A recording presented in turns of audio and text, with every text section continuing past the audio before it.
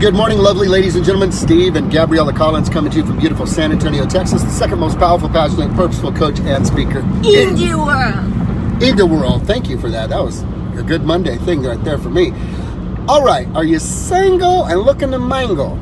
Are you single and are you looking for your soulmate, or are you married and you want to be single?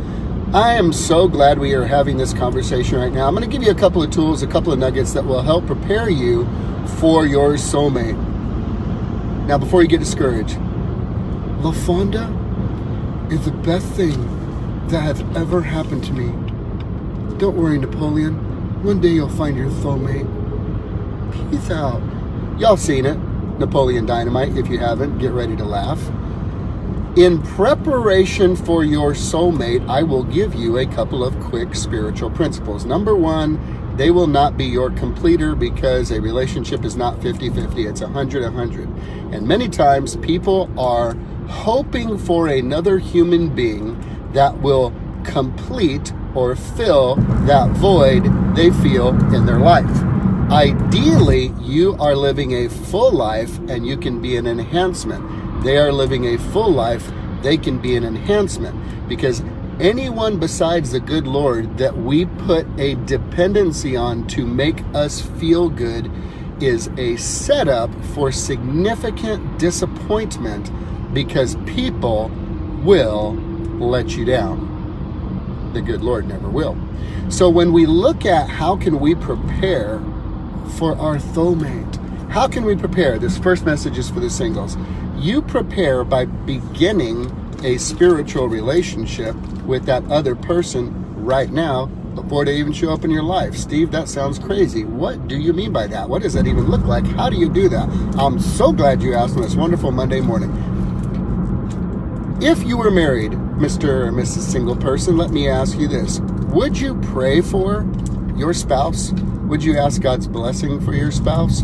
Would you pray that they be protected, that their dreams come true, that you be able to assist them in becoming who they were created to be? Would you fight for them? Would you protect them? Would you guard them? Would you believe with them? Would you want to encourage them? Well, guess what? You don't have to wait until you are married to begin that spiritual practice. You can begin doing that right now. To think that when you put your ring on your finger that you are going to become a spiritual prayer warrior, friend, and partner is deception. You begin practicing it now. By the way, if you're dealing with lust and you're dealing with hoeing around, you want to deal with that right now, because that don't go away just because you put a ring on your finger. You got to begin exercising those disciplines in advance, which is your way of preparation. Let me put it this way. Do you want your dude or your chick out in the clubs, all half-dressed, drunk, messing with people? Oh, you don't? You don't? Well, then why are you doing that? Why are you waiting for him? Do you want your dude or your chick that you're believing God for to be out there dating everything on two legs? Oh, you don't? You don't? Then why are you doing that? Do you want the person that you are waiting for to be out there not taking care of themselves? Not going to church, saying, well, I'll go to church once I find somebody. Do you want that person to be living a crazy life? Then why are you doing it? You start living the life now that you would be living if you were married to them. You start living the life now. You ready for this? This is a big aha. That you would want them to be living in preparation for you. You begin living the life now, acting like now, believing like now, spending your free time now the way you would want them to be if you could control where they were in life right now. So what might that sound like? That might sound like, you know what? Yeah, I know y'all want to go to the club tonight, but you know what? I don't know about that. I wouldn't want my future woman out there doing that. So, I'm just going to hang tight tonight, and I'm going to just watch me some Netflix or something. Or, I'm going to go to my buddy's house. We're going to play cards or something. But I'm going to conduct myself as if I am already a man of integrity who is married and committed. I am already going to do that. I'm going to do this evening what I'm hoping she'd be doing for me in preparation and waiting for me. And you can begin a spiritual relationship through prayer right now. You don't have to wait until you're together. What might that sound like? That might sound like this. You wake up in the morning. Every time you're triggered by that sense of missing someone or something, or wishing that I had Mr. Right, Mrs. Right. Every time you are triggered by that empty emotion, you go straight to your Father. Father, I just want to thank you for the spouse that you have for me. I thank you for the soulmate that you have for me out there, that you have created, that will be uniquely designed to be a complement to me, and you have uniquely designed me to be a complement for them. I thank you. We're going to be like Legos. We're just going to fit. It's just going to be a great fit, one for another. I pray for them right now today. I ask you to bless them at work. I ask you to bless them when they're driving. I ask you to bless them with their family. I ask that you surround them with great friends, that you surround them with some really good friends that are supportive friends, that are strong friends. I pray that you help them become spiritually powerful and strong in their faith and their might and their relationship with you as I wait for my spouse. And I thank you in advance for them, Lord, in Jesus' name, amen. You pray now the way you think you would pray then. Because let me tell you something right now. If you think it's tough waiting on your soulmate, you just wait till you get them, sucker. Because then it really gets hard. Because now you have the opportunity to have all of your expectations shattered.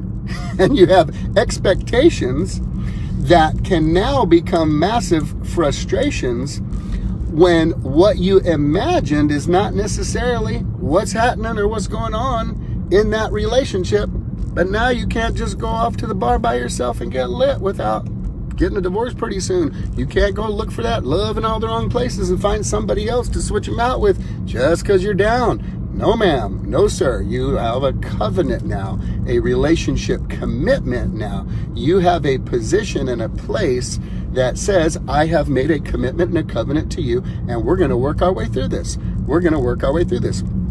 Pray now, pray later. Either way, you're going to pray. You're going to need to, because let me tell you something. Get this. 50% of marriages, 50% of marriages end in divorce. Now, you ready for this statistic? This will blow your freaking mind. You ready? Get this statistic. Couples who pray together with one another, couples who pray together, the statistic is this: pray together daily. 1 in 1,052 get divorced. There's the statistics. Defy them at your own peril. Do you know what you can do? What you say? You pray together, you stay together. Ooh, Gabriella, lean in here and just say a little something with that pretty stuff. What'd you say, Gabriella? You pray together, you stay together. Dang, look, this is me doing stank face. Woo! I like that. The girl knows what's up. When you pray together, you stay together, and then the better you get at it, you get to slay together. And then you get some pay together. And then, hey, it gets fun together. So, ladies and gentlemen, my point. Begin living now the way you would want the person you are waiting for to be living, as they are being prepared for you, because you are being prepared for them. Pray for them as often as you feel your little old heart missing out on something. It connects you to the good Lord, the source of all love, joy, kindness, grace, mercy, forgiveness, and the fullness of life in Him anyway, allowing you to overflow to them versus putting your expectation on them to meet that need in you, ultimately setting you up for disappointment. You begin those relationships now. You begin those disciplines now. And if you are married, let me just say this. Pray together. It gives you a chance to get to know each other's heart. It gives you a chance to know each other's minds. It gives you a chance to step into one another's lives and become for that other person what you were created to become for them. You know, here's the funny thing about marriage. It ain't all about you. It ain't all about you getting what you want. It is about you becoming a person that can make the other person's life what God intended for their life to become. You get to be a servant for the rest of your life. It's fantastic. It's incredible. Let me tell you, you want to have a great life? Start living the life now as a single that you want the person living who you are waiting for. If you are married, You better get to praying with your spouse every day, because you go from 50-50 chance to 1 in 1,052 when you pray together. Because as Gabriella says as we wind up, when you do what? When you pray together, you stay together. And that, ladies and gentlemen, is money in the bank. Y'all have a great Monday.